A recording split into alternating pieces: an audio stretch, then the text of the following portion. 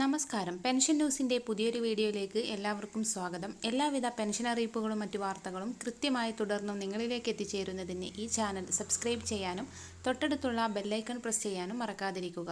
ഈ ഇൻഫർമേഷൻ കൂടുതൽ ആളുകളിലേക്ക് എത്തിച്ചേരുന്നതിന് വീഡിയോ ലൈക്ക് ചെയ്യുക. ക്രിസ്മസ് കണക്കിലെടുത്ത് ഒരു മാസത്തെ ക്ഷേമ പെൻഷൻ സർക്കാർ വിതരണം ചെയ്യും. ഓഗസ്റ്റ് മാസത്തെ പെൻഷനാണ് വിതരണത്തിനൊരുങ്ങുന്നത്. ഇതോടൊപ്പം സെപ്റ്റംബർ മുതൽ ഡിസംബർ വരെയുള്ള 4 മാസത്തെ പെൻഷൻ കുടിശ്ശിക ബാക്കിയാകും. പെൻഷൻ നേരിട്ട് ലഭിക്കുന്നവർക്ക് സഹകരണ സംഘങ്ങൾ വഴിയും മറ്റുള്ളവർക്ക് ബാങ്ക് അക്കൗണ്ടുകൾ വഴിയുമാണ് തുക ലഭിക്കുക.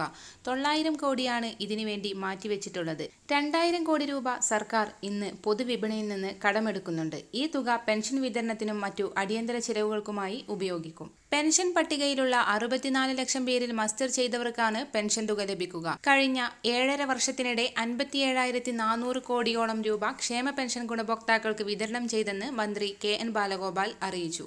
കൂടുതൽ വാർത്തകൾക്കായി ഈ ചാനൽ സബ്സ്ക്രൈബ് ചെയ്യുക.